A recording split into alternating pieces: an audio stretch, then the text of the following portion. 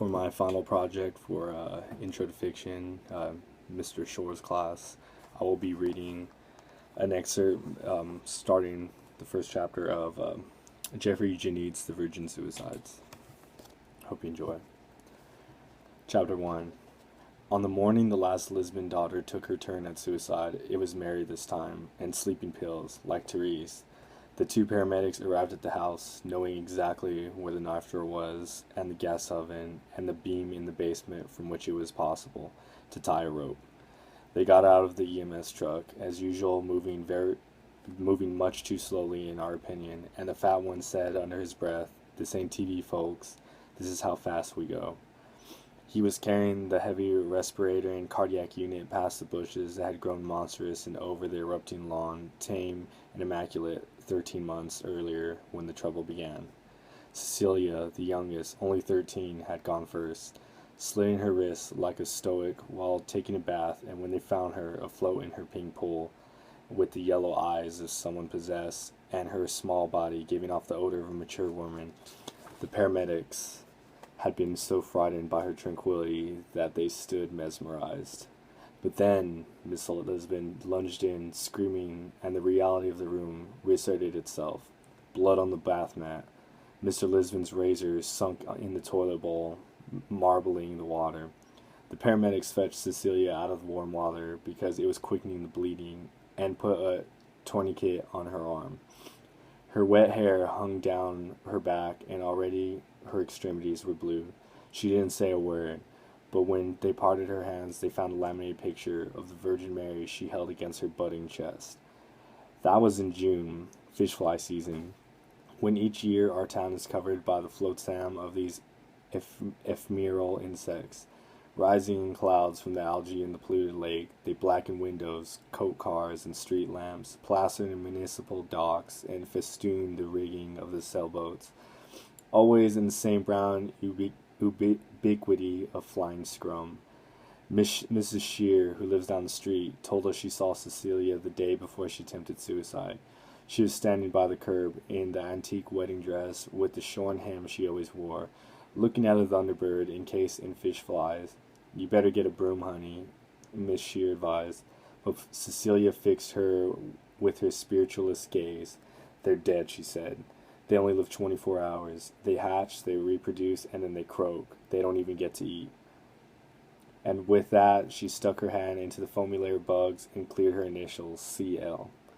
We've tried to arrange the photographs chronologically, though the passage of many years have made it difficult. A few are fuzzy, but revealing nonetheless. Exhibit 1 shows the Lisbon house shortly before Cecilia's suicide attempt.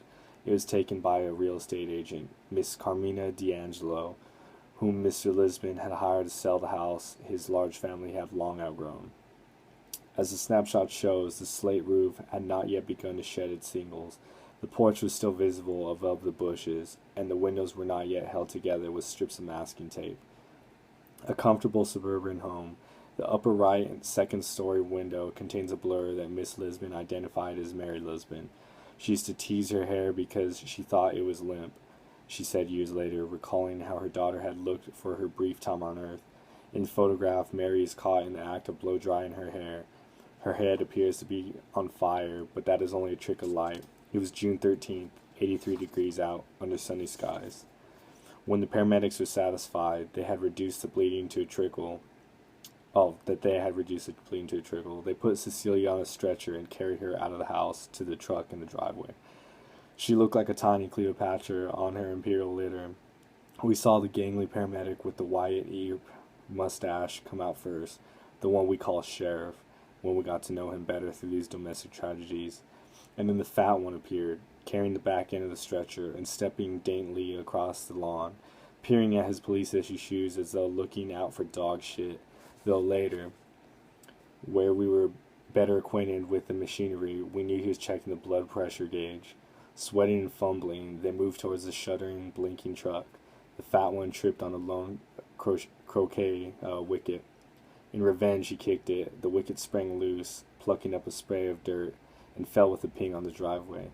Meanwhile, Mrs. Lisbon burst onto the porch, trailing Cecilia's flannel nightgown, and let out a long wail that stopped time. Under the molting trees and above the blazing, overexposed grass, those four fingers paused in tableau. The two slaves offering the victim to the altar, lifting the stretcher onto the truck. The priestesses brandishing the torch, waving the flannel nightgown, and the drugged virgin rising up on her elbows with an otherworldly smile on her pale lips.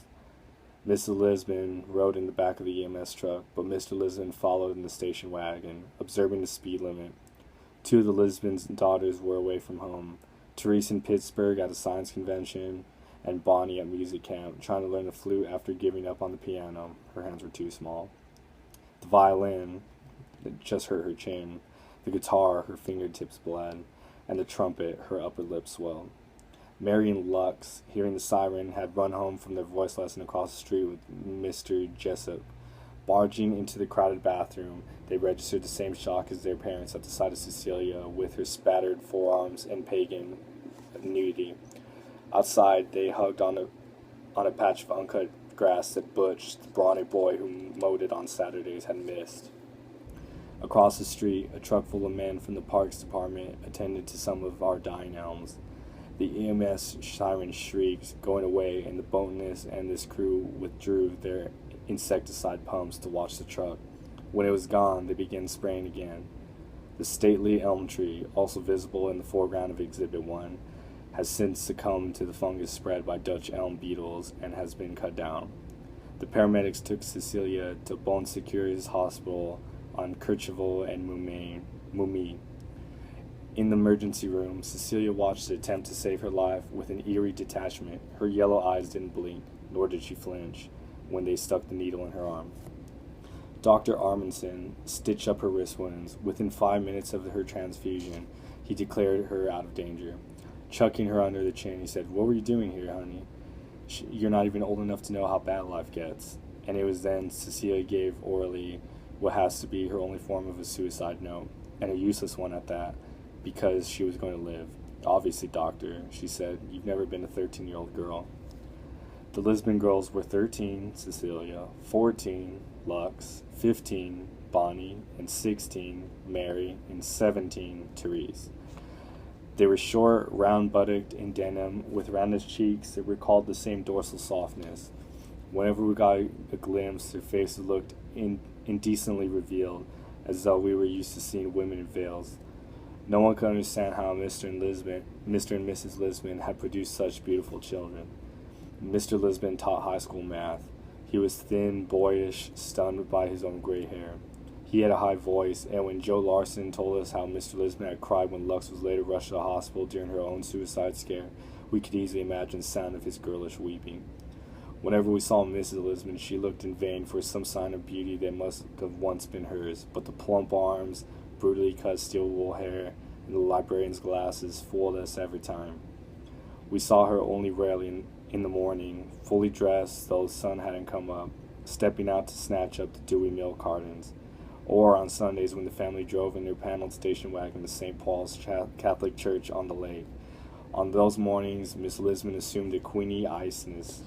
Clutching her good purse, she checked each daughter for signs of makeup before allowing her to get in the car, and it was not usual for her to send Lux back inside to put on the less revealing top. None of us went to church, so we had a lot of time to watch them.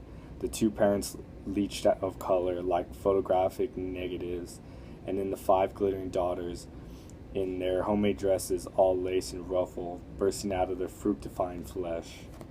Only one boy had ever been allowed in the house. Peter Sisson had helped Mr. Lisbon install a working model solar system in his classroom at school. In return, Mr. Lisbon had invited him to dinner. He told us the girls had kicked him continually under the table from every direction so he couldn't tell who was doing it. They gazed at him with their blue, febrile eyes and smiled, showing their crowded teeth, the only feature of the Lisbon girls that we could ever find fault in. Bonnie was the only one who didn't give Peter Sisson a secret look or kick. She only said grace and ate her food silently, lost in the piety of this 15-year-old. After the meal, Peter Sisson asked to go to the bathroom, and because Therese and Mary were both in the downstairs one, giggling and whispering, he had to use the girls upstairs.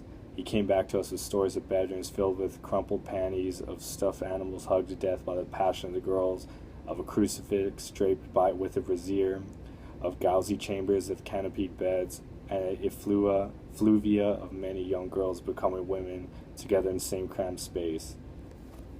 This was an excerpt from Chapter 1 of Jeffrey Eugenides' The Virgin Suicides. Hope you enjoyed it.